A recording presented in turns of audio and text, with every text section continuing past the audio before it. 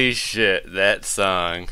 Alright, welcome everyone. This is the Shooting Game Weekly, episode 10. Yep, that's right, episode 10, and this episode is a double feature. First STG Weekly to have two different games, so kind of a cool thing for episode 10 that we're doing. Those two games are U.N Squadron, also known as Area 88, as you saw in that anime intro for one of the animes for Area 88, and also U.N Squadron by Capcom, and also we're checking out Ordyne, another horizontal shoot 'em up, and that one's by Namco. It's described as a comical action shooter. We'll be checking out both of these games. So this week I am joined by my friend ChibiUFO. How's it going, Chibi? It's going pretty good, all things considered. Yes, indeed. So yeah, I was thinking about doing an episode on U.N Squadron for a while, because U.N Squadron, because it's got this history to it. Like I say, it has an anime. We saw it from the anime intro, but there's actually kind of a rich history behind the game. Before it became the game, it was an anime and stuff before. So I'm actually gonna read pretty much right from the Wikipedia for you guys a little bit about Area 88 and where it started. So Area 88, it was a manga series by Kaoru Shintani, serialized between 1979 and 1986. It's a story about a pilot named Shin Kazama and his experiences at Area 88. It's a mercenary Air Force base in between a war-torn country. So Shin, he goes from the head of his class at an aviation school, dating the daughter of an airline president, and then he becomes a mercenary pilot at Area 88 on a 3-year contract because he was duped into signing something that made him be there. So Shin, determined to earn $1.5 million to buy his way out of the obligation and return home. Killing becomes second nature to Shin as he quickly rises to the top rank at Area 88. Overwrought with shame and self-loathing for what he became, Shin begins to question whether he is still fighting for survival or, like his fellow mercenaries, for the sheer excitement and camaraderie of battle. So yeah, the manga started in 1979. It went to 1986. So this isn't the only shmup that you saw that came from an anime. I know there's some Macross shmups and other things like that, but I feel like Area 88 is just one of these ones that's really particularly important.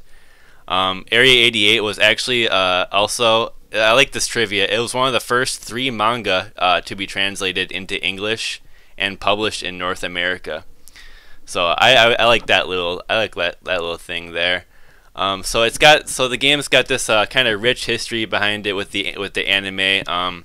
Along with the manga, it became into 2 anime series adapted. First was an OVA in 1985, and then in the year 2005, there was a 12-episode anime series, and that's what I introed the show with, was the intro from that series.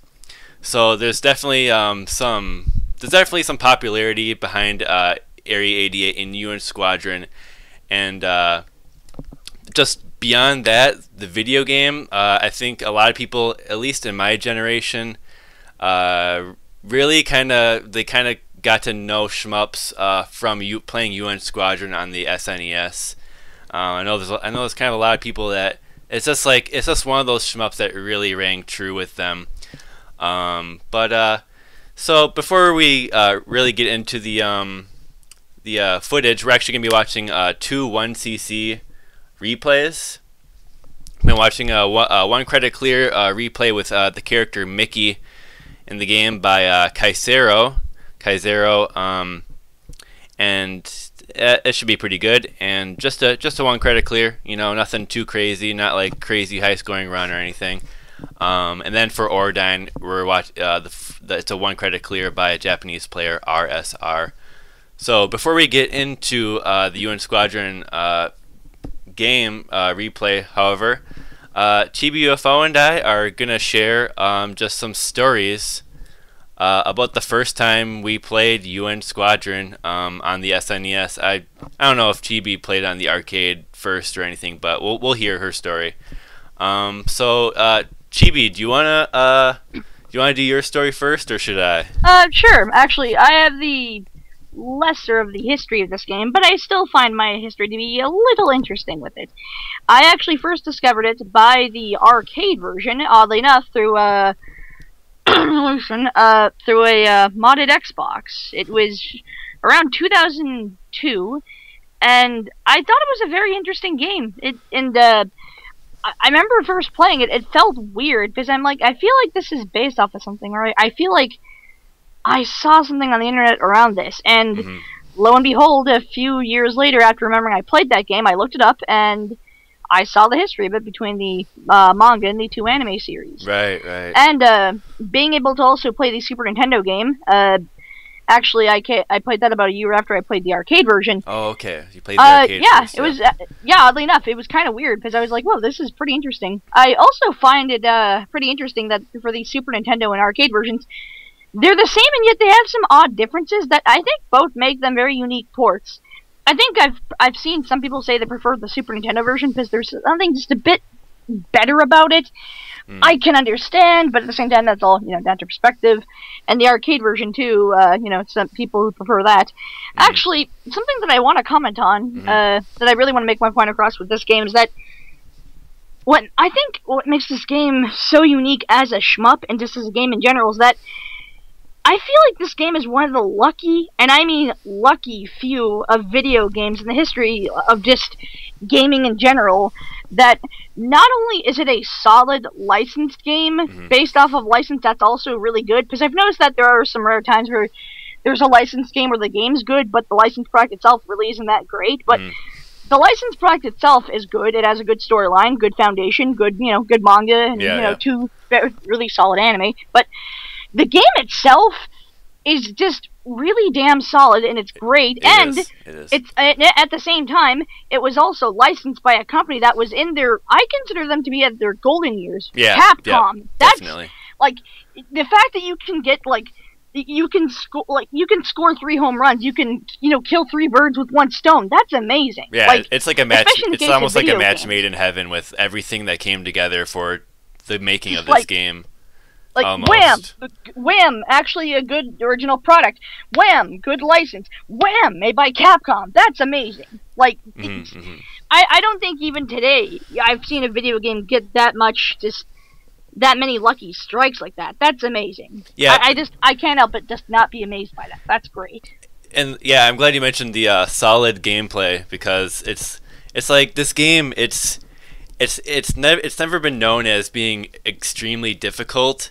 I think they just hit the difficulty level like perfect for like even those like manga readers. Like they never played like a shmup before. Like they got the difficulty just right, where it's like there'll be kind of breezy sections throughout the stages, and then there'll be like maybe like 1 bullet from a plane that zips by that'll shoot at you, and it's just like that 1 plane, and it's like they make you remember that every time. It's like they really, it's just like I find it to be like just that perfect like just balance of just everything, and it really makes a nice package. So I kind of like that. And to also go on to that, I also like how for the different versions, whether it be the Super Nintendo version or the arcade version, both have their little kind of ways to make them like not lengthy, but to have their own sort of differences, like I mentioned before. But with the arcade version, it's a little easier in the sense that it's a coin muncher, and once you figure out the pattern to a coin munching arcade game, it becomes quite easy. But with the Super Nintendo version, Capcom actually decided, hey, let's actually put some elbow grease into this. So if people buy this game or rent it, or mainly buy this game, let's actually make it worth their while. It's not just put, oh, here's an arcade port, here you go, buy. But let's actually put some. It was a good. Yeah, it was a good port. It had the classic you get 3 continues, and then it's game over. And they actually you put gotta some go interesting back. level differences to make sure it'd actually be lengthy and challenging, and not just an arcade port, which is really great. That's really nice. Yep, there's some different levels, different music, different weapons, different differences in the ships. There's a lot of differences between the two versions. Some people like the SNES one more because the music sounds a little bit more clean. Some people like the arcade version more. Both versions have a really nice sort of soundtrack. They have that cool kind of 80s, like, you know, sort of unique kind of a, you know, rockish sort of soundtrack. I always like that. Yeah, and there was actually like a lot of ports for UN Squadron. It's on the Amiga, the Amstrad CPC, Atari, Commodore 64, and the ZX Spectrum, along with the SNES and arcade. So it's just one of those hits that just got a lot of ports, and everyone wanted to play it. And it's just the golden era of arcades, basically. But yeah, I'm just gonna get to my memory of first playing UN Squadron. Well, for me, I remember I must have been 10 years old, around that age, and my brother had a bunch of his friends over for a sleepover, and they rented UN Squadron. And I remember like I kind of like went down into the basement, and like, you know, this was like kind of that time where it's like my older brother, he's 6 years older than me, so he was like 16 and I was like 10 years old, and it's kind of that time where it's like he doesn't want to hang out with his like lame little brother and stuff. So like I remember like I peeked down into the basement and I saw them like all playing UN Squadron. I'm like, what is this game? It looks really cool. And then I remember just like after all of his friends left and like they were all gone, like I remember taking the game upstairs and just playing it on my own and being like, wow, this game's pretty good. I really like it. And I remember also like playing it even more. I think I rented it a couple times after that for myself. And I remember it was like one of the first games too that like it made me like swear. Like it was just like, man, it's just like, and then like my mom was like, what did you say in there? It's like, what did you say? It's like, oh, nothing. But I just remember like, those sort of games are a special occasion in a child's life. You just think like you have a decent video gaming life, and then you get that one game and you're just like, you break that rule and you curse and you're like, oh my god, I can't believe I just said that. Yeah, so it's just like just kind of the introduction to the shmup and like the difficulty of shmups. Everyone's been there, you know. They start out, and I was just getting my ass kicked as a little kid, but yeah, that's kind of my memory, is just, you know, just seeing this cool game and then finally renting it on my own and playing it. But to continue the story, though, you know, I liked it. I rented it a bunch of times when I was a kid. But years later, I remembered that game. Like when I was like, that's probably when I was like 15 or 16. I remembered this the UN Squadron on SNES. I was like, I've seen it. I kind of see it every now and then. Like just that iconic the SNES game cover of the Air Force pilot. You know? Oh yeah. Yeah, he's in a little cockpit and he's just kind of all stood up and you just see his face and it's just right there. I like it's like a really like badass cover, and it's just like I remember. Kind of reminds me of, like something like out of Top Gun. Yeah, that's probably what they're going for. But yeah, I just remember that game and I was like, I just had to seek it down. I remember I called like all these game stores, and finally like I found this one game store, just a really small, like it was just a game store that was just it was like a hut almost. Like one of those sort of mom and pop sort of like stores. Yeah, it was like a mom and pop like game store. It was like one room and just every wall. It was like a box, and every wall was just filled like with games. Like line of shelves of games. Oh yeah, those are nice. Yeah, and then I was like, I called them up. It was a place called Raven Games actually, and I called them up and they had UN Squadron for like $8, and I was like, I gotta get that game. I gotta play it again. And nice. You know, that's the cartridge I still have today. Like nice. It's still got like that $8 sticker on it and everything. But yeah, so that's my little story. I mean, we've talked a lot about UN Squadron now. I think we should probably get into the replay. I mean, we've talked about so much. Like I've got the credits rolling on the gameplay I've already been showing already. So we got the show. So it's already over. But yeah. Cool. So it's just one of those games that you know, it's just very special. So why don't we just get to the replay? We can keep on bullshitting as we go through the replay and stuff. So sounds good. I shall get a countdown ready then. Perfect. All right.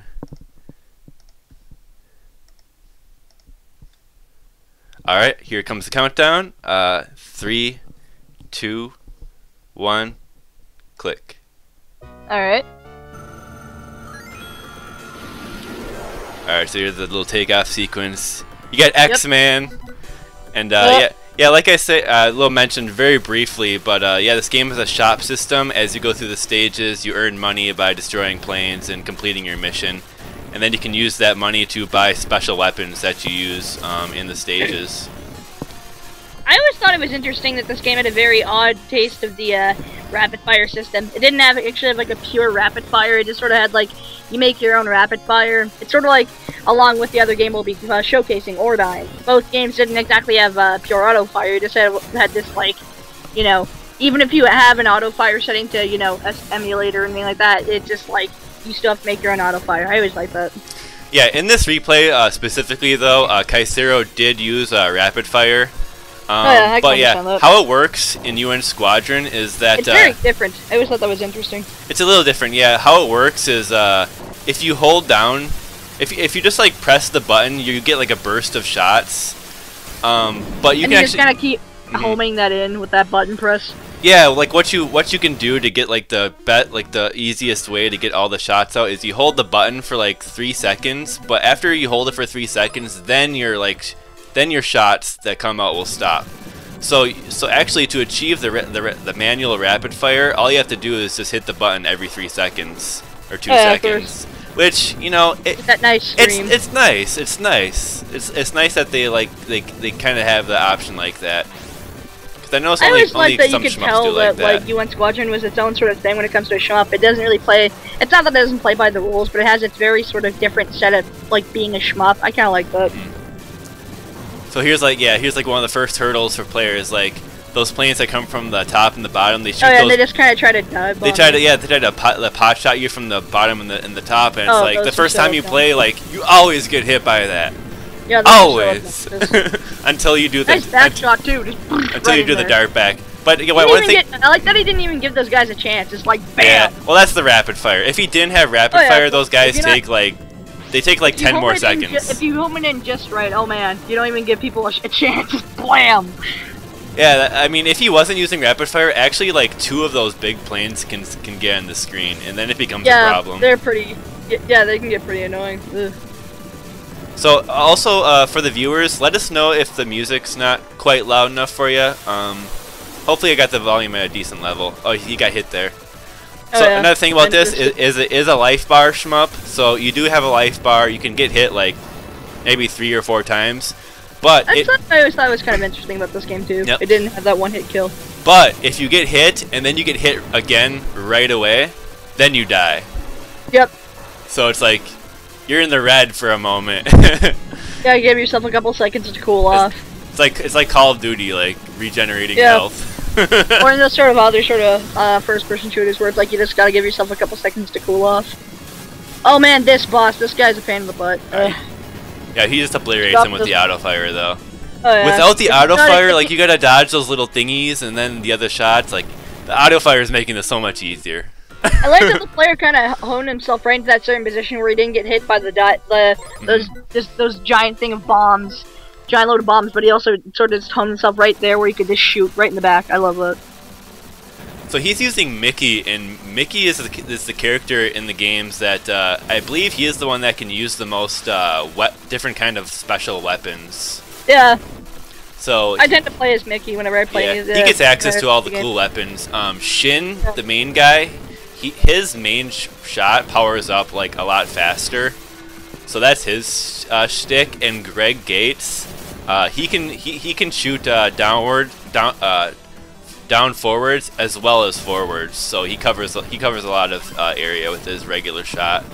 But I think he actually takes more damage than the others because of that advantage. I like the bit of replay value with those sort of characters. It's not just like here's a character and that's it. Like no, they have their own little advantages and disadvantages. That's good development right there. Yeah, Outsider mentioned in the SNES version, you can purchase different ships as you go through the game. But in the arcade version, you stick with the pilot's planes. So I always thought that was kind of unique about the SNES version too. You had that like actual feature just to pick up a whole new ship. So I love it. So Kaisero actually got kind of owned in that section. Yeah, I know. Those down little to floating mine things, those can be a tricky little devil. Ugh. And then you have this little fortress thing, and it kind of pops up, and the missiles are just coming right at you. Ugh. Get the classic shmup fortress. I mean, Yeah, can't go wrong. This is as classic as it gets for like fortress. Oh god, bases. of course, laser beams. You gotta have freaking laser beams. Oh, nice. He's like hitting it below the lasers. That's a nice trick. Wow, he got himself right in that position. Was just like didn't even get like face him. I love that. That was perfect. Nice safe spot there, and then shoot the core, and it's done. Yeah, well, blammo.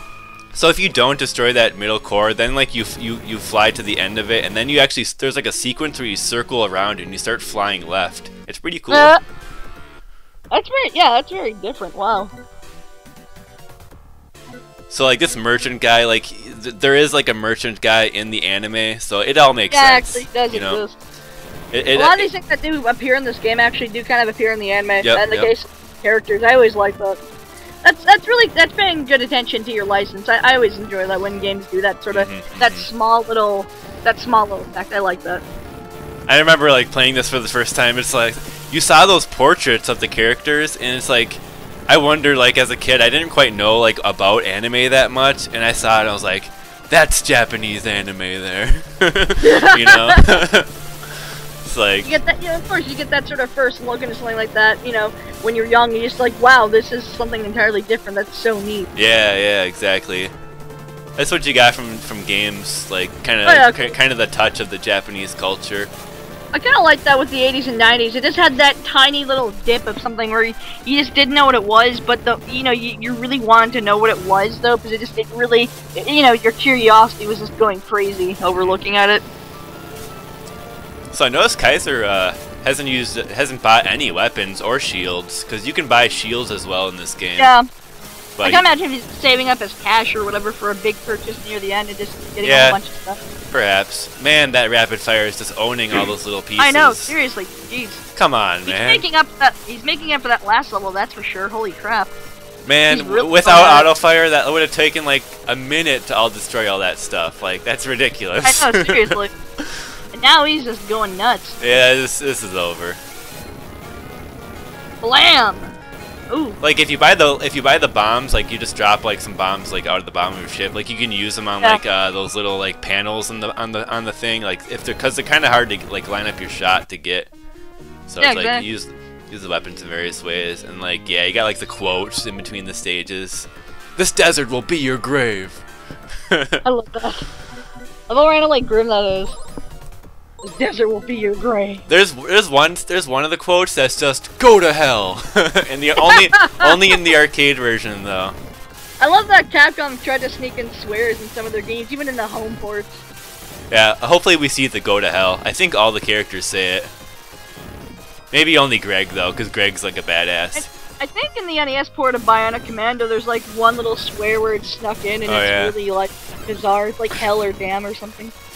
So I know in Mega Man X on the Super Nintendo, they sneak in a damn at the very end.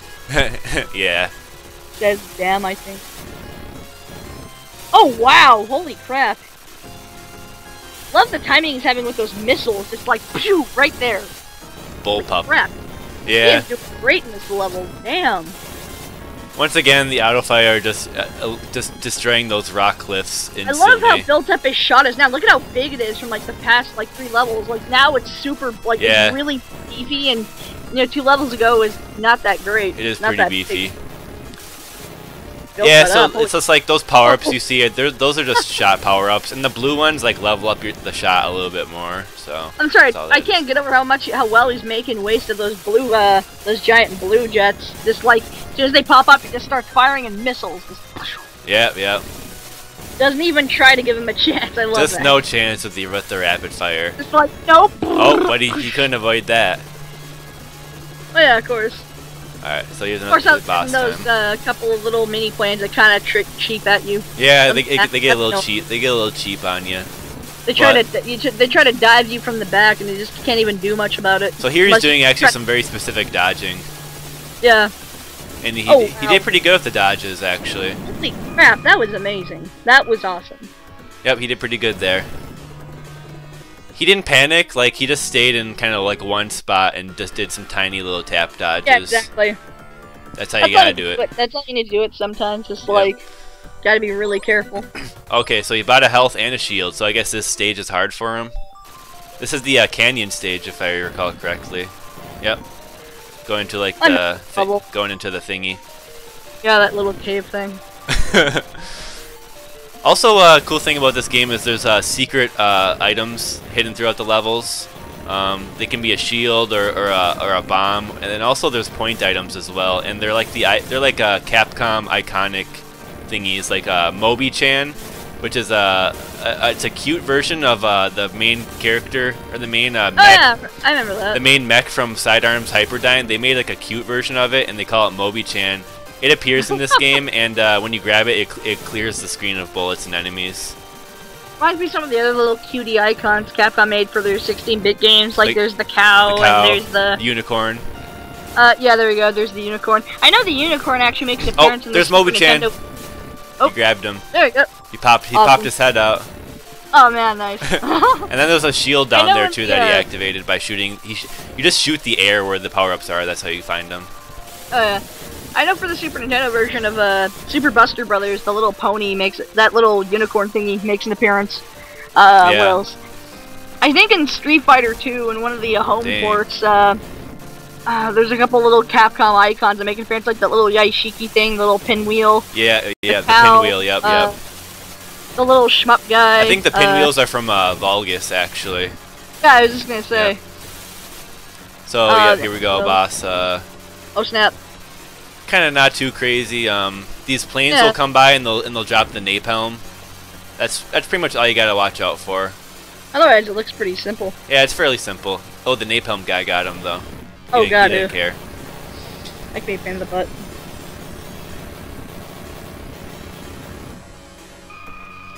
I love the boss music in these games. They're just. I love the soundtrack in this game. There's a lot of really nice tunes. It's a really good soundtrack. Pretty much all the SNES and the arcade are both good. Yeah, exactly. They're both great. So there's some new weapons available to him. The Phoenix will actually it's a heat-seeking missile that you can get, and then the Falcon is like a ground special weapon. It like rides along the ground. I kind of like that the character designs in this game have that very sort of, I don't want to call it ancient, but it has that sort of unique kind of vintage look to the like that sort of vintage anime of the 70s or 80s. Yeah, I like that. So this stage is not in the SNES version, by the way. What? This stage is not in the SNES version. Oh yeah, it isn't. As well as the music. It's a good music too. But yeah, the anime feel. Oddly enough, though, this song does sort of sound like the first stage music from the NES version. I mean SNES version. It kind of does if you listen to it closely enough. I like this section. Like, there's all those power-up guys. I like how fast it's going. Yeah, it goes really fast, and you get all the power-ups. Yeah, look at the man, those graphics. Oh my god! Are cool. Wow. This jets are just going. Yeah, I love it in shmup when the backgrounds like speed up and it's like whoa. Like now we're really going for a ride. Yeah. Gonna take you for a ride. So this gets difficult here. Like this same mechanic is in an SNES stage. I think there's an SNES version of this stage, but it's not the same stage. But these planes from the back come.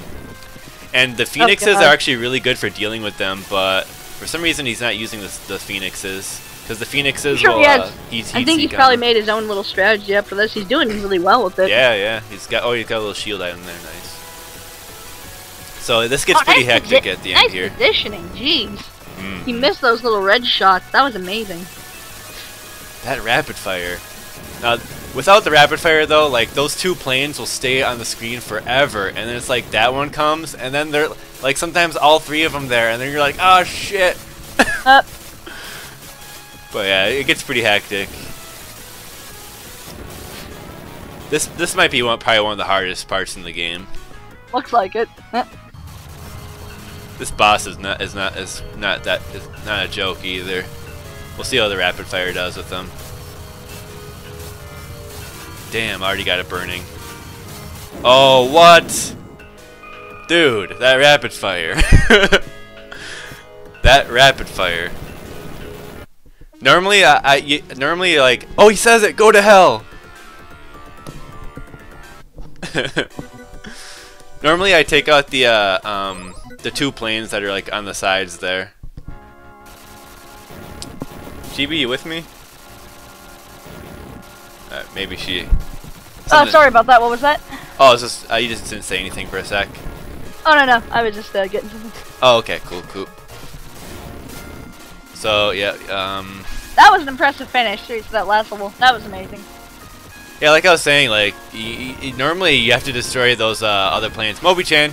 No, normally you have to destroy those other side planes before you take out the center boss. And of course, there's the big submarine. Yeah. In the SNES version, there's a stage dedicated to a submarine boss, which is cool. That. But it's not in this one. Yeah. The sub looks the same though there. So here you got like these planes flying, really like doing their buzz bys, and they fly by you and then they take a shot. It's kind of annoying. I love the song in this stage. Oh yeah. Just saying, really catchy. Oh yeah, it's really catchy. Yep. All right, so he's gonna own this boss. Oh nice. So oh man. Yep, he gets in a nice position so that the cannons won't take that aim at him. Oh yeah. In that right spot too, just the sweet spot. That is perfect. It's the trick. It's the trick to it.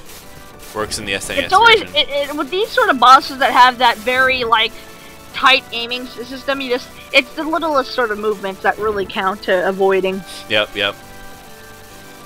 Just right in that blind spot. It's a cool concept. Like when you got like a big cannon, like it's limited to like the angles it can shoot. Like I kind of like that concept. Sometimes it can be very precise, so finding its blind spot can be tricky. Once you do though, oh man, just lay waste at it. There's the Yasaichi. Woo! I don't know what it does. I forget what it does.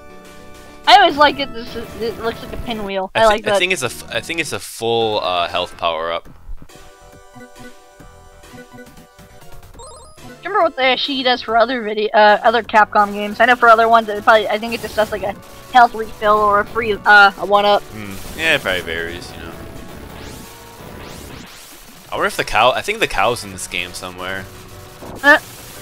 Capcom. I know for the Unicorn appearance in Super Buster Brothers, I think it gives you like a 5,000 points bonus. So here they throw the first stage boss at you again. I like that. Yep, it's cool. Possible. It's like you got this far, have a first stage boss for breakfast. You're not ready for dinner yet. Here, have a boss. Bam. Then you think, oh my god, is this a boss rush? And it's like, nope, we're just screwing with you. Have it for breakfast. Breakfast of the stage. So, oh man, the rapid fire just destroying the mines. Oh my god, wow. Oh jeez, wow. Do. Love that one of the little tank thingies on the railroad has like a flamethrower. That's awesome. Flamethrower! Blah!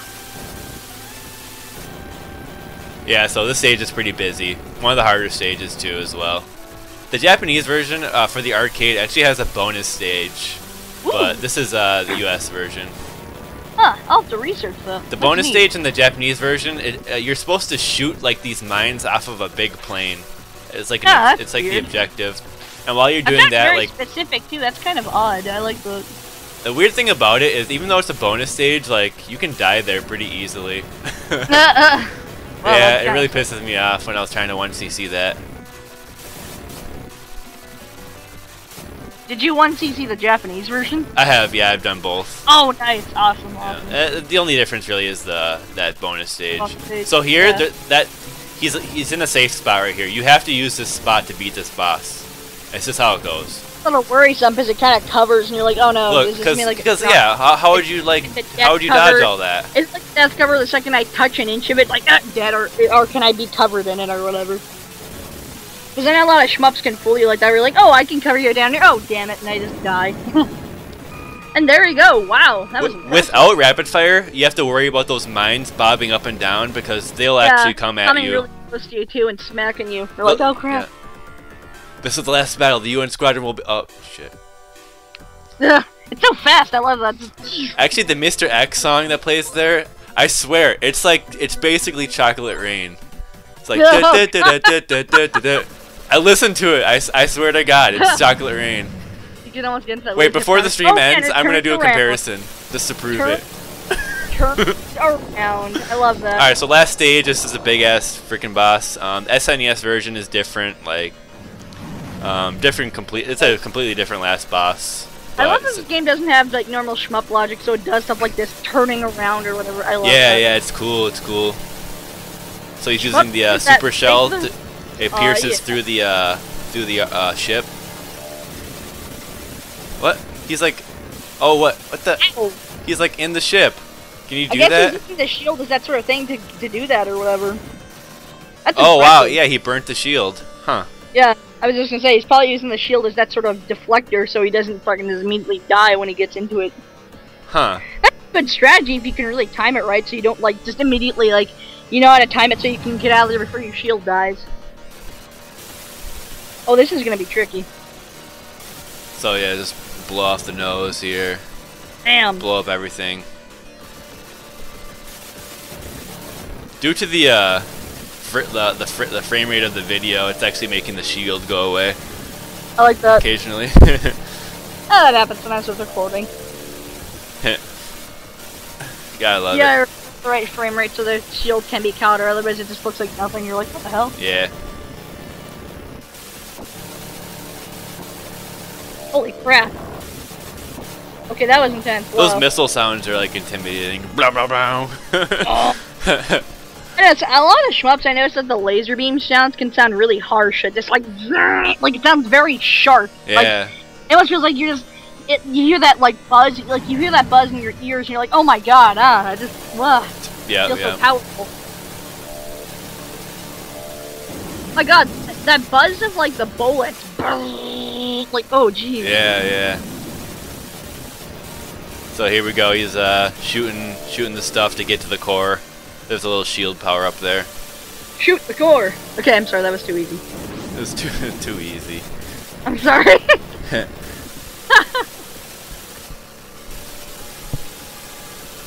That one little corner left. Oh, there you go. Oh yeah. So yeah, it looks like he's got this in the bag. Oh yeah. We'll see how he dodges the final attack. The final attack is pretty tricky to dodge. Yeah, it is. It's coming up. Oh. It's a very specific positioning to dodge it. We'll see how he dodges it. Get right off. Oh man, lasers. Oh jeez. Oh, yeah, nice, look at those things. Nice. I like how specific that pattern is. Just look at how tight that is. Holy crap. Yeah. Oh, there you go. Oh, shut the bastard down. And Woo! that's it. Yeah, that was awesome. I'm sorry, I have to applaud this. That was cool. One credit clear from Kaisero. With rapid fire. It really made a huge difference. Yeah, it did. So if you just want to enjoy this game, like if you're pretty new to shmups, I think maybe you can turn that on the auto fire. Yeah, too. And then yeah, like Mickey's Plane's got like the Playboy bunny on it. Stay classy, Mickey. He's a player. Oh damn. Oh So damn. yeah, Project 4 was just like a terrorist group, and you thwart them and stuff. Love the cinematic how it's so epic in this. That was a brutal war. Yeah. Peace.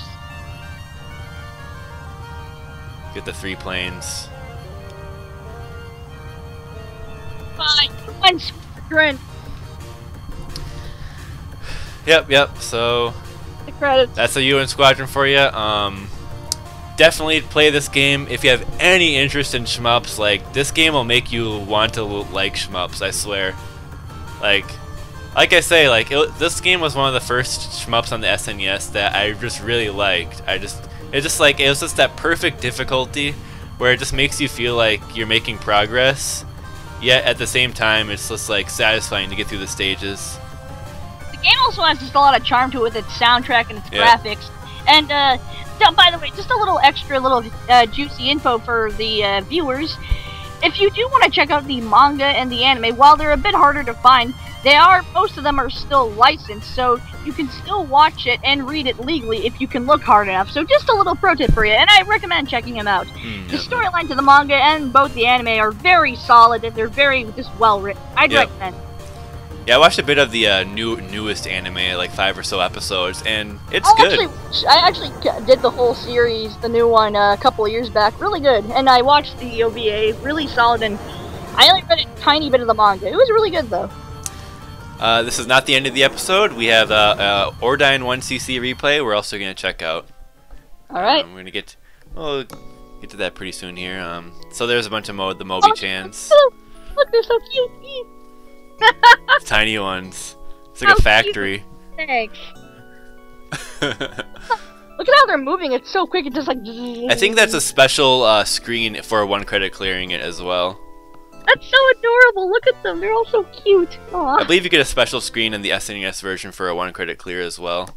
So oh, man. They were definitely remembered. Best fighters. Look at that point score. Why do I have a bear like shooting a laser on my YouTube here? Anyway, bear laser. Anyway, okay. So, hey, yeah. Aqui, hey Aqui.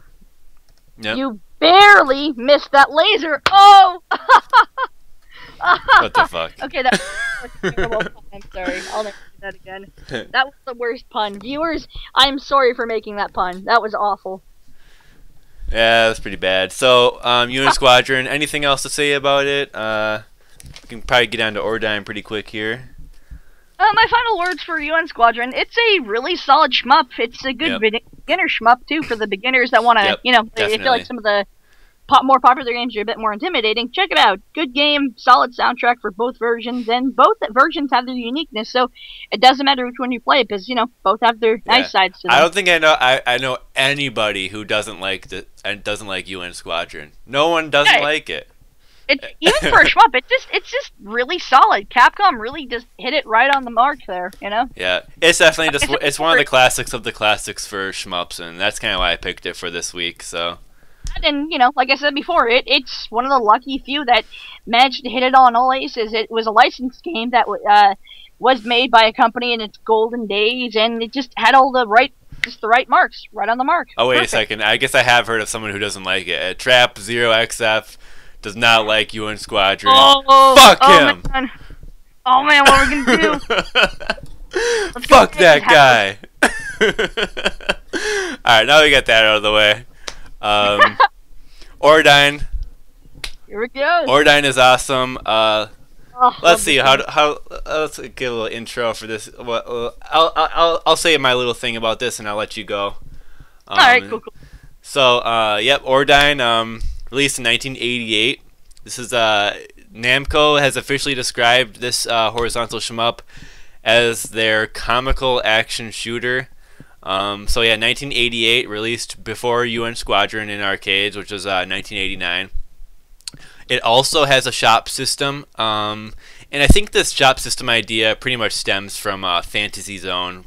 I think Fantasy Zone was like the first game to really have the shop system. Yeah, and to have it work kind of proper too. But you know, these are just games that took the shop system and really made it work. It works really well in both games, and I watched this replay a little bit, and it's going to be interesting to see what kind of stuff this guy buys from the shop. But yeah, you know, it's got its own little story too. I guess that's really most of what I have to say about it for now. I mean, it's only on arcade, TurboGrafx 16, and the Virtual Console. You can actually get it as well, which is really cool. Yeah, actually. And for anybody that may have a Japanese Wii, the arcade version is available on the Japanese Virtual Console. And for the North American Wii owners, you can get the PC Engine version on the North American Virtual. Oh, okay. So just a pro tip. I see. Yep.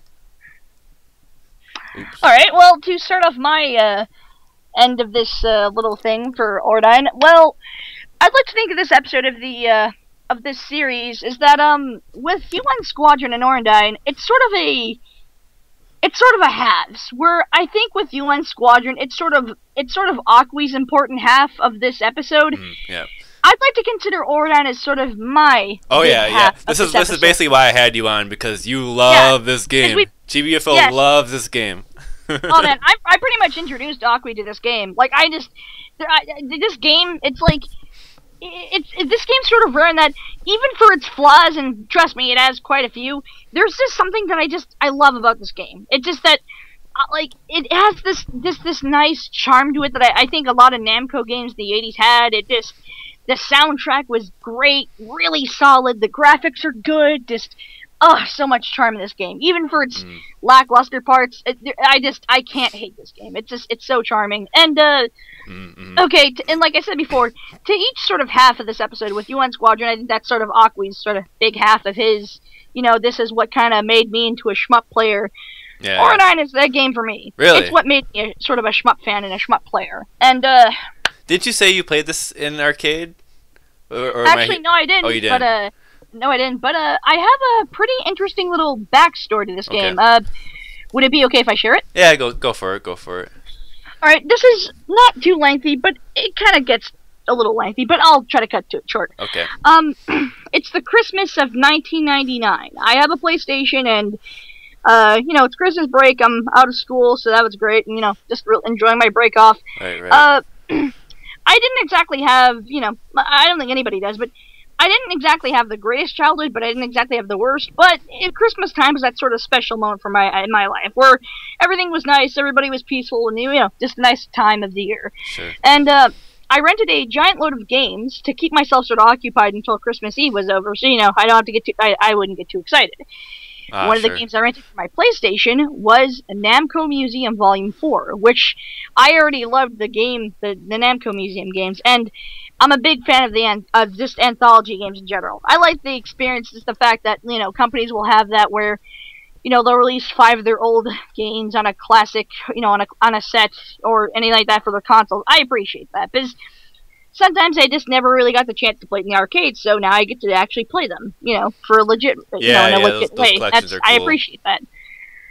Well, I was lucky enough to experience this game during the time of, once again, Christmas 1999, and this game, I started playing it, I'm like, what's this? It's like, oh, it's a shmup game. Neat, okay. And I started to play it, and I started to notice there's this weird cutesy charm to it. It just, something about it started to get to me. Its soundtrack was really nice. Its graphics was really just charming and pretty, and it had this colorful. Colorful. Just, oh man, it started to blend together. I remember my one specific memory was the day before Christmas Eve. I had a nice small little plate of Christmas treats, and I remember sitting in front of the TV in my own little private section of this house. And I booted up the game, played some more down, and I'm like, I'm really starting to like this game. I remember getting to the very final level, and I was only 9 years old at the time, so I was really impressed with myself. Wow. And I remember just being so into the game, just, having some of my Christmas treats and playing, and just nice memories.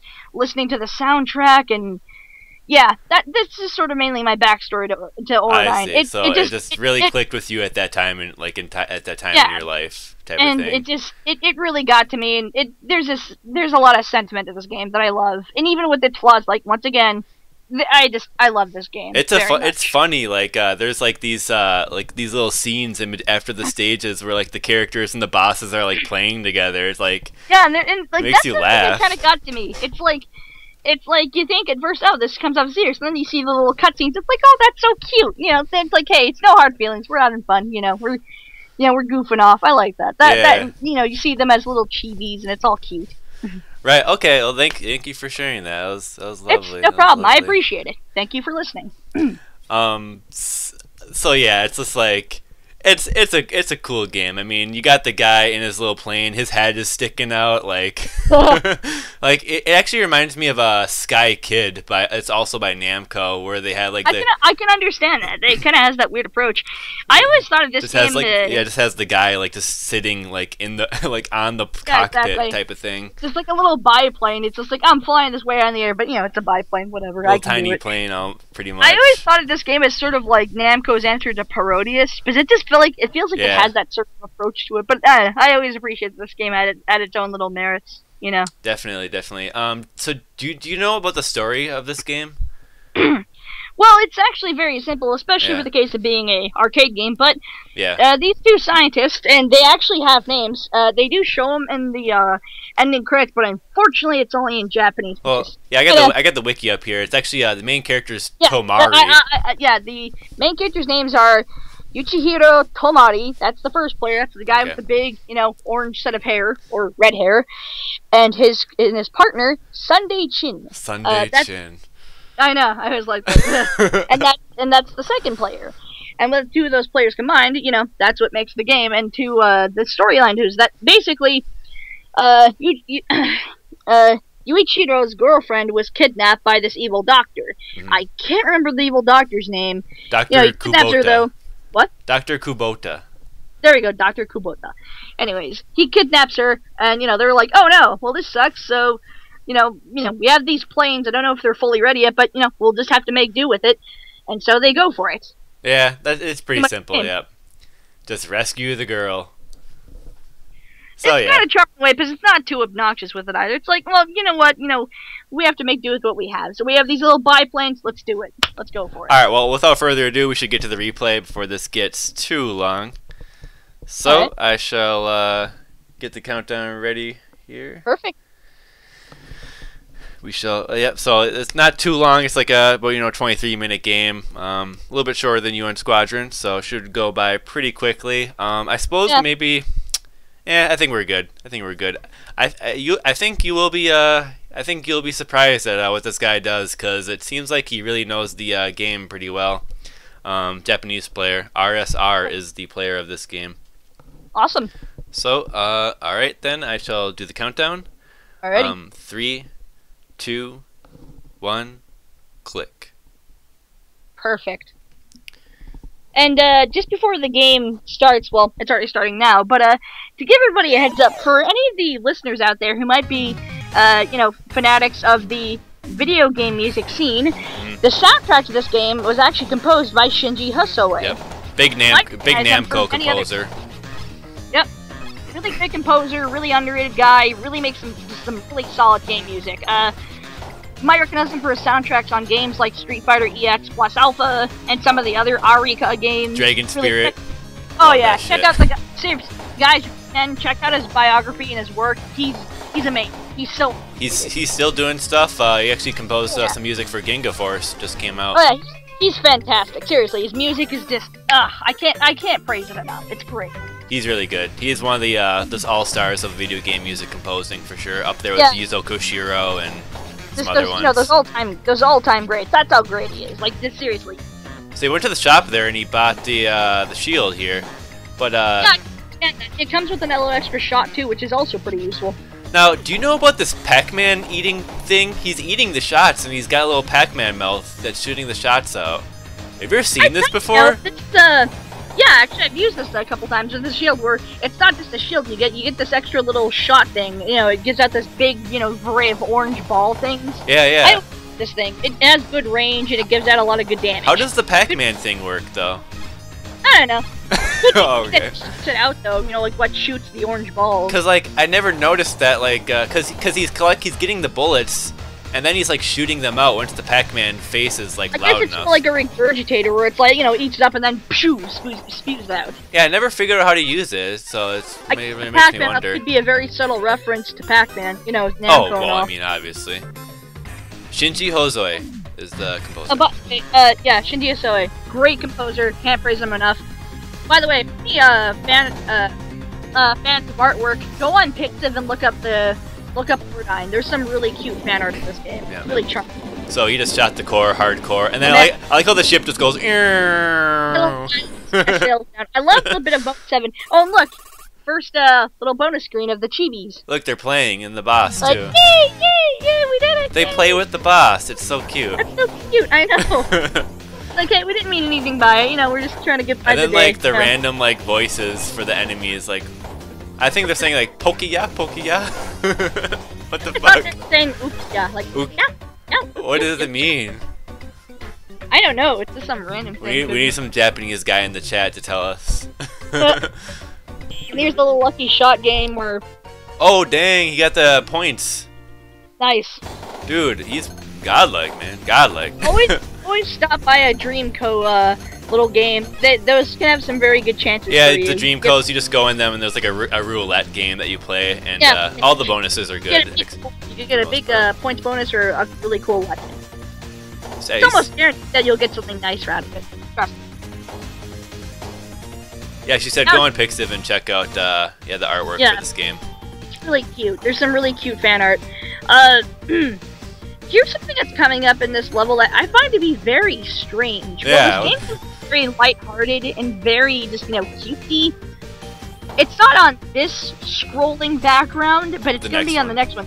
Yeah, there's going to be this other one, and there's going to be this very strange thing that I'll let it speak for itself when it pops up. I'll say it. Yeah, it's weird. Like, this game has its weird parts for sure. Like, what are these enemies even? Oh. Yeah, exactly. Purple things, some little things. Little things. There we go. I always found this level to be one of the easier levels in the game. I like the patterns are easy to follow. Pretty simple, pretty simple. Yeah. It's a fairly easy game until the last stage. Move around properly, you can get by this level without even really getting hit. So yeah, you get the point balloons from destroying like certain enemies or formations of enemies. And those are money you can use. Money you can use. Now this guy right here, this big jaw mouth guy, if you kill him, you get a whole giant slew of balloons. Yep. I always try to make sure I kill at least one or two of those guys. As intimidating as they might be, you get a giant balloon bonus. So and then I'm pretty sure the power-ups are they're specific to each shop. Which ones are there? That they're also kind of timed. As you see, there's a little blue meter. That fills up once it's completely gone. And here it is. Here's the weird thing. Look at that. What the hell is that? Why? What? Butterfly woman? Why? What? And she's naked, okay. What the fuck? Oh, this is supposed to be all cute. This is supposed to be all cute and cuddly, and then you pull that. What the crap? It's like childhood traumatized. Trying to make this into David Lynch the shmup. It's like, oh, it's all cute and cuddly, creepy thing. David Lynch the shmup. You get the wide shot, extra life. Ooh, he bought it to life. I like the design of that green ghost guy. He looks like something out of like a package for bubblegum. Like something out of a very kiddish package of bubblegum. Yeah, indeed. It always looks so cute, I like that. So how come the shield has not gone away, though? He knows how to time it well, and he knows how to use it well. If you can master this game well, you can keep weapons for such a long time. Really? Now here's an interesting tip about this lava turtle. If you can rapid fire it just hard enough, you can make the game slow down. Yeah. Like, literally slow down. It's kind of funny, because it's like, wow, I guess the rapid fire isn't supposed to be used this much in the game. It kind of looks like he is using rapid. Look at that. No, they're fanning him off. How cute. Yeah, and like he was hovering over the turtle at the end. Well, actually, the tiny turtle boss will like drop, and he's a point item you can pick up. Yeah, if you catch him, get a giant point bonus. And I like that with the two little chibis. They're like fanning off. He didn't show the drop, but it drops down. Yeah. Get right under him and you grab it. Yep. Of course, the two little chibis fanning off. It's like, oh, that's too hot. You gotta bring the boss home and make him your plushie guy friend. Put him on yourself. Though be careful, it'll make everything hot, and you'll have to fan off and be like, oh, this is too hot, please. So yeah, he did a Pac-Man shot there. How do you do that, man? I don't know how you do it. I guess you just kind of have to not shoot anything, just kind of let it come to you. Yeah, I mean, that's probably it. I guess you also have to aim it specifically, because it looks like every time they do a shot, he tries to make it go into the mouth, you know? Yeah, so I guess I should mention... It's like a literal regurgitation, where it's like, okay, I'll swallow it, then right back at you. I should mention that you have a shot button and a missile button as well, so... Yeah, it is like Proteus in that sense, where you have like, or Gradius, where you have that sort of separate buttons. Yep. Looks like he's using rapid. I'm pretty sure he is. No, he is. This is rapid fire. I can tell when it's rapid fire, not rapid fire. I played this game way too many times to notice it. Okay. Yep. Now coming up is gonna be annoying. There's gonna be a really bad part of this level where there's you missed Black Sugar. There, back then you saw that big rotating blade thing. There's gonna be another one of this coming up in either this level or a level coming up. Oh yeah, there's Disneyland in the background, by the way. Oh man, underwater Disney, yay! I remember Edo Bean was like, "It's Disneyland back there." I'm like, "Yep." Yep, that person scored a one. Oh, lost his shield. Oh man. Dreamco. Good timing, jeez.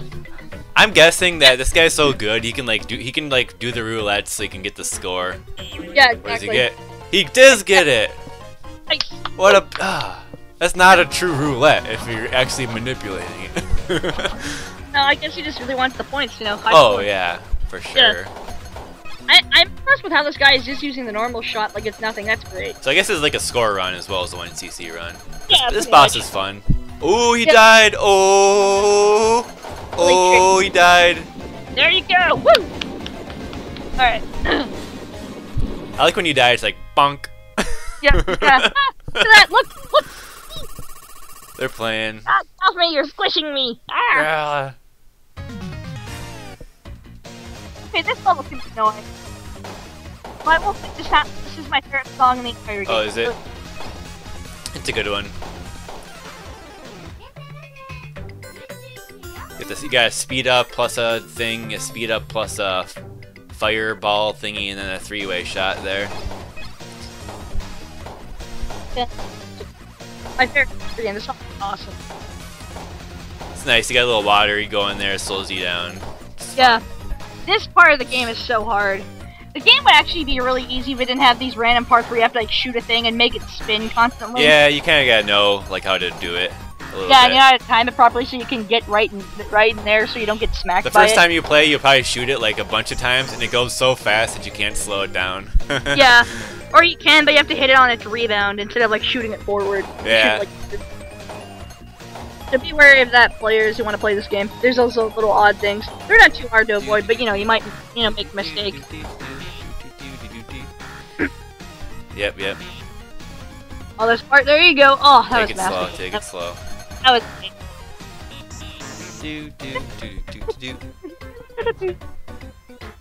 Alright, is he gonna get the points again? Yo, only gets 5,000. You fucked up. Oh, it's not bad. Nah. Just the bigger version of those little submarine things. Oh, and these little gel monsters. Oh, jeez. You know, that enemy there reminds me of something from JJ Squawkers. Yeah, doesn't it? It looks so odd. Which is the most freaky beat 'em up ever. Or not beat 'em up, but like action platformer. Yeah. Kind of like Metal Slug with like weird birds and stuff like that. Fucking JJ Squawkers. Seriously, that game is fucked up. You guys should just It YouTube seems like it later. it's a cute to get at first, once again, but it gets all weird. It's like, what the hell? Imagine It's just like- a parrot just going ape shit like Ghouls and Ghosts style, throwing tomatoes at everyone.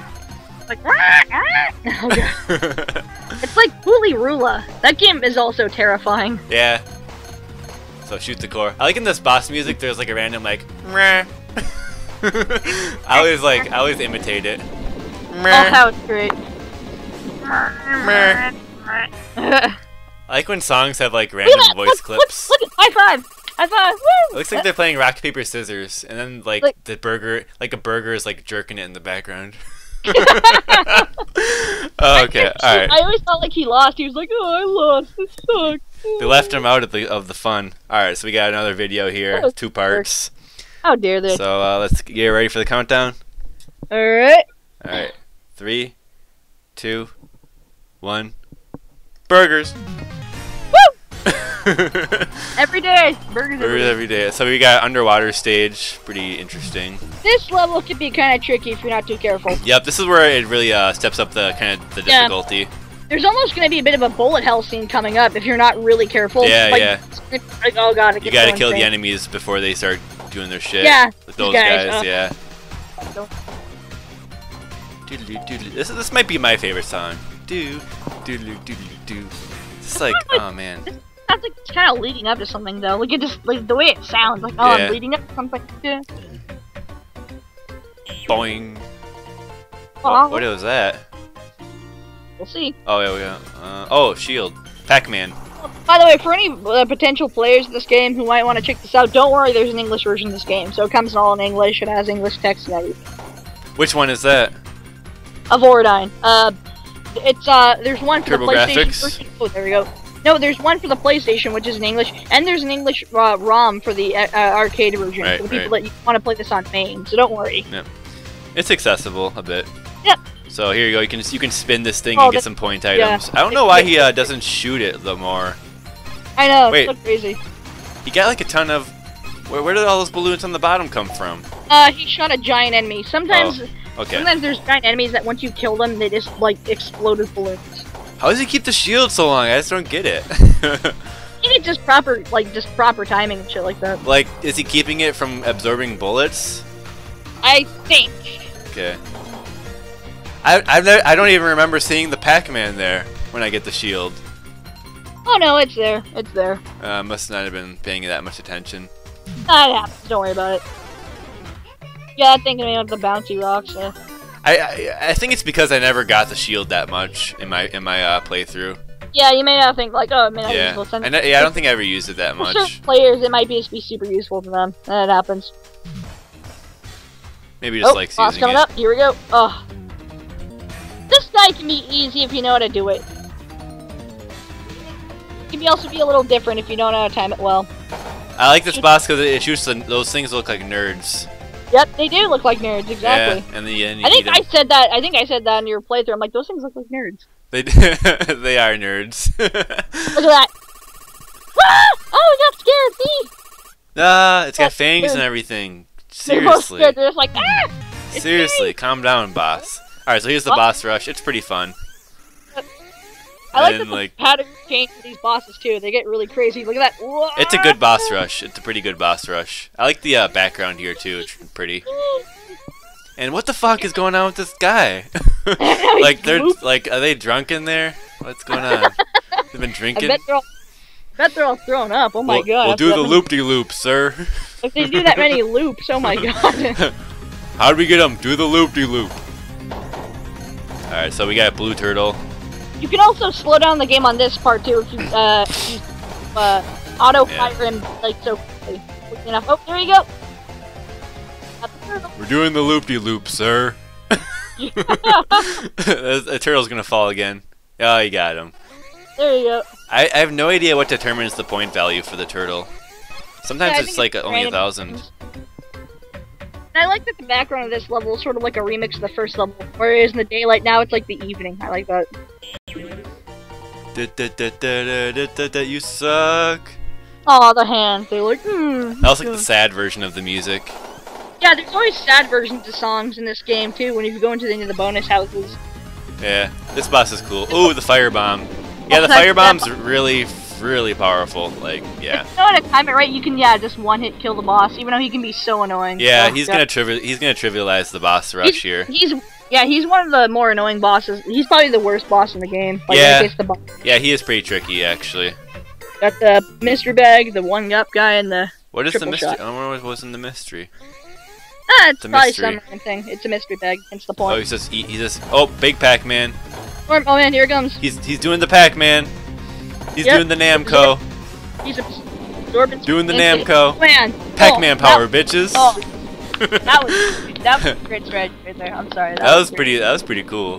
That was Damn. nice. Oh, I like this replay because he seems to be like playing with style almost. yeah, exactly.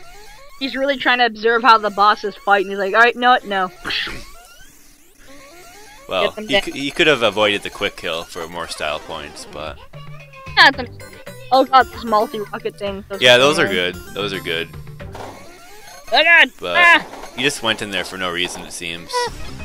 I guess he wanted to time the rockets so he could get them in a certain pattern. So, yeah, firebomb, auto fire. Gotta crack him. This boss can get annoying. Wow, he killed him before he even went to the second form. Yeah, and the second form is terrible. It's just, oh god. Yeah, it like Oh, look. bounces off the edge of the Look. screen and stuff. His heart's broken, aw. My heart. Just like, yeah, we did it! Woo, woo, woo, woo! I think he wants to be friends. And they're just like, no, suck it, Suck it. Okay, last stage. This is where it gets probably the most. It's the hardest stage. So. This level gets insane. Oh, and this part, It's pretty much like an R-type of deal going on here. You gotta know where to be and like where to go. You'll see. The music from stage 1 plays again. It's kind of remixed too. It's a little like softer and beat.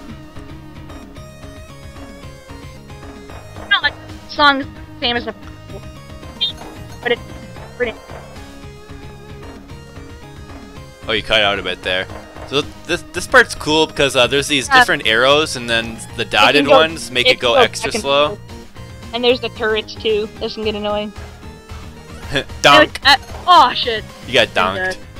Dunk. But yeah, there's like dotted arrows, and then there's like full arrows, and like the full ones will make that area spin really quick, where the dotted ones make it go slow. So you got to make sure you hit the dotted ones. Yeah, it's the blue ones that make it go slower, and the red ones that go quicker. And as I was trying to say earlier, the song in this is the same as the first one, but it's a little lighter in beat, so it's actually different. Oh, okay, really. I like that. That's kind of nifty. Right. Here's another one in this room. Oh man. I call these like the DJ rooms, because like Yeah, they're like like spinning spinning discs, you know. I guess they're like more like CDs, but yeah, they do like a.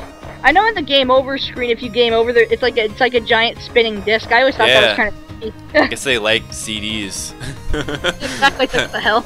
It was a CD era coming now out. Now it's Legoland. The CDs. Legoland, yeah, Legos. Hope you like Legos. This did come out in 1988 when CDs were becoming the more popular thing. Yeah. That makes sense. Oh no, this I hate this. And then those mushroom guys. Little rotating mushrooms. Ah, so annoying. Ah. Watch out! I got the chat caught up in JJ Squawkers. Oh, he got hit. He's doing okay though. Players can get kind of bad in this part because it's just so tricky. So yeah, this is like an R-Type 2 section kind of thing going on here. Why is Legoland so hard? Jeez. Stupid Legoland. They're like misfit blocks. They can't be Legos. This Legoland ain't for no kids. What's the K stand for? I don't know. Kmart. Kmart. The villain works at Kmart and he's mad because he had to take time off his job to kidnap the princess. Yeah, there's a lot of like disc shapes in this stage. Now there's like those are like this saws. part's annoying. Oh, dang, geez. he died again. Yeah, no, those giant spinning blade things, those are a nightmare. Yeah, that part's tricky, for sure. I guess he wanted to plant it in a certain position. I guess that's why he was farming for 1-ups in the earlier levels. He wanted to make sure he used them for this level specifically. And here it comes. Yep, last boss. Oh man. Doink. Piss off, little enemy. Bye. Bye! Ah, jeez. Doink. Like, no, I'm not ready yet.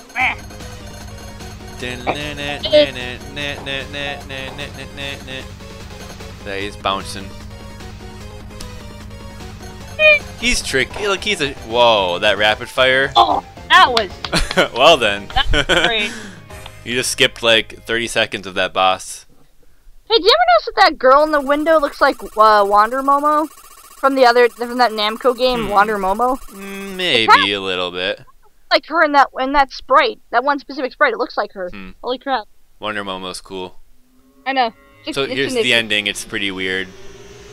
I like that she has her own ship. That's cool.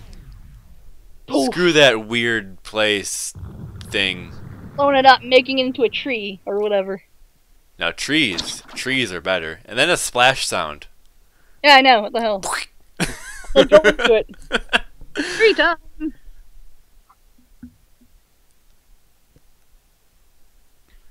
I like that the girlfriend has her own ship. That's awesome. Like that's how much the guy cares in this game. He makes a ship for his girlfriend. He's like, you know, girl, I love you, and I'm gonna make you a ship. He's a scientist. I mean, he's the man. I try to imagine that the guy makes ships for like everybody. It's like, milkman, you deliver my milk, so here's a ship. I turned up the music a little bit because this song's cool. I know. It's a relaxing song. So yeah, I actually thought the 4 trees at the very end was an emulation error because it just looks so odd, but I guess it isn't. no, it isn't. It really isn't. It's just like, what the fuck? And guys, Shinji Asoe composed this game. Did a great job. One of my favorites. It's a good one. It's a good one.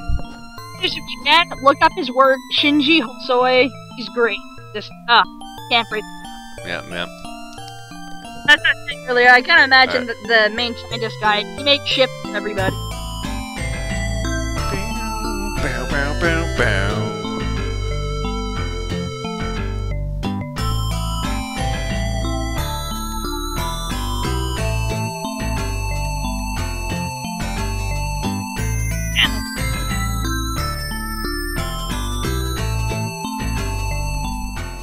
Man, you gotta love that.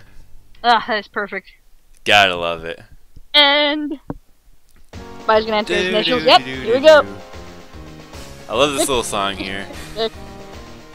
So victorious. RSR. There we go. That's the victorious music. Oh yeah. Look, giant spinning CD. See? Yeah, And that was Ordyne. Yes, indeed. Yes, indeed. Lovely little charming game. It really is. It's just fun. Like, if you like shmups in general, like, I just feel like there's like these certain shmups, like they're just kind of like must plays. Like, this isn't that difficult, so it's just like you can go play it and kind of just have your fun, for the most part. And if you have an appreciation for like really odd niche stuff like Ordyne that kind of takes on the cute 'em up label, it's worth your time. It's a lovely little game, really nice graphics, amazing soundtrack. You know, once again, Shinji Asoe, can't praise him enough. He's amazing. Just good stuff. Really solid work. Yep. And once again, game of my childhood. Even with its flaws, I can't help but love it. It's a really nice little game. Oh yeah, indeed. It's definitely one of my favorites. Just for the whole like cute aspect and the nerds. Yeah, and how I kind of like how they do the cute 'em up. It's not just like random jokes in the gameplay. They'll kind of have little moments for the cuteness. Like, yeah. You know, every time you think a boss is really tense, like, wow, that was really tense and hard, it kind of goes in that cute little, cutscene with the little chibi version of the boss, and the guys are like, we're just goofing around or whatever. Yeah, it's pretty playful for sure. They're scared by the crystal dragon head. They're scared by it, and the lava turtle. They're like fanning it off because it's so hot, and then the third boss, they're like on its head and it's being squished, and on the boss rush boss with the heart thing, its heart breaks and they're like just like posing. They're like, yeah, we did it, we did it, woo! I feel like Namco is just one of these companies in the arcade days that like really had a genuine feeling in their work. I feel like with Namco in the 80s, this might be overshooting it, and I don't know, maybe some game people, gamers, whatever, may disagree with me on this, but I feel like Namco in the 80s was like, Namco was the Atari of Japan in the 80s. Like, they had that golden market. They got it. They got their games right down to a perfect, this perfectness in their games. Yeah. Even the games that are like really kind of odd, or they may have like bad controls. There's this. Even those games have a nice this thing of charm to them. Yeah, there's like, really a good charm to their games, like, for sure. Games like just a specific example. Games like Rolling Thunder, Wander Momo, and Genpei Tomaden, the controls in those games might be kind of stiff or really not that great. The gameplay might not be that great, but there's a lot of charm in those games. Yeah, it just makes it worth it. It's like, it's worth the playthrough because the soundtrack is great, or the graphics are good, or the characters are really cool. Definitely. There's a lot to love in their games, for sure, especially the arcade games. That's something I admire about the 80s Namco. There's just something about that. They really gave it their all. Yep, and like U.N Squadron, this was pretty much in the peak of the golden era of shmups before Street Fighter 2 came out or whatever. Oh, yeah, exactly. It had that nice sort of range of shmups. And plus, a little extra bonus thing about Namco in the 80s. For anybody who might know their shtick about game designers, specifically in countries like Europe or Japan, or in America or anything like that, Namco actually housed a lot of the great Japanese developers and video game composers of all time in the 80s. Like people like Shinji Asoe. I know I heard a rumor that Hideki Kamiya had some relation to Namco. I don't know if he worked for Namco in the 80s, but I remember he had some sort of relation with them. And there's a few other developers who actually worked for Namco before they went to other companies, like, companies like Game Freak or Capcom or Konami or, companies like that. Yeah. I mean, they're one of the big ones, that's for sure. And, yeah, definitely. And their prime time was just, oh, man, so many nice little games. And I mean, Namco is, they're one of the big ones. I mean, even today, like Bandai Namco, I've been playing some Dark Souls. I just beat that the other day, actually. Right, that's another nice little game too. Very interesting, just very unique, just take on modern gaming. It's just gameplay. I like that game. It's nice. I mean, I know it's like from software, but no, totally, no. Like I can understand your point. Yeah. It's like they still kind of have that weird charm to them, Yeah. Like I know. A lot of companies nowadays have been taking a lot of shit, and some companies kind of deserve it, and some of the companies are kind of facing their downfall, but I kind of feel like I want people to remember something, even with the downfall of companies, is that never be afraid of that sort of news, because the people of that company may move on to other companies. Never, so just a little heads up. It's always a journey, That's actually what happened with Capcom and Namco. When they were starting to face their kind of crappier days in game development, a lot of the people that, the great people who worked for those companies moved on to other companies. Like with Capcom, with what happened to them, a lot of their great people moved on to companies like Platinum Games and Grasshopper Studio and, companies like that. Went on their own sort of independent route. Yep. Well, I think that's pretty much going to wrap it up for this episode. So. It was really fun. Yeah, thank you for inviting me. I really appreciate it. And to the viewers out there, who watched the Ordyne segment, thank you for joining on a nice piece of nostalgia. I appreciate it. Yeah, I mean, there's definitely some nostalgia in these games for sure. Oh, totally. Yeah. And it's just like, they're just some of the classics, so just thought I'd want to share that with everyone. Yeah, pretty much.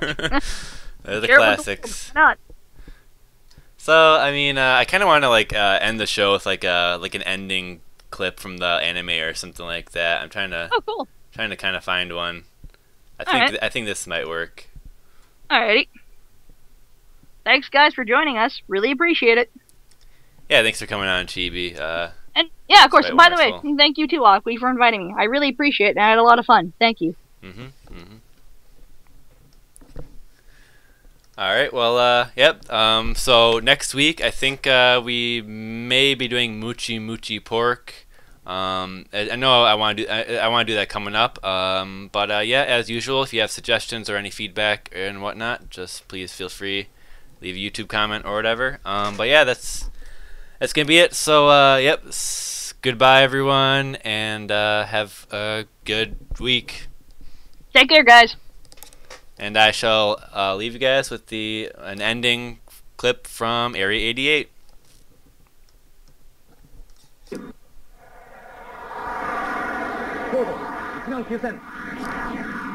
I hope this is an ending clip.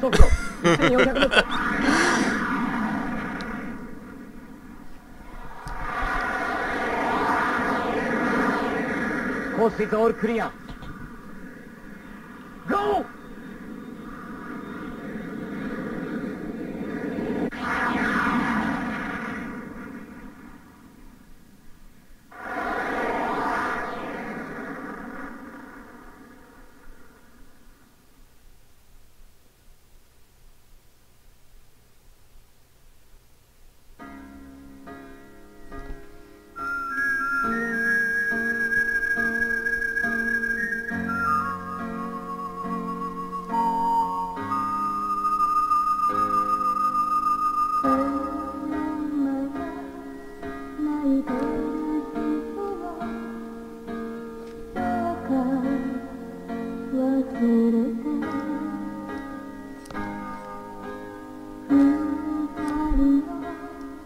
Mother's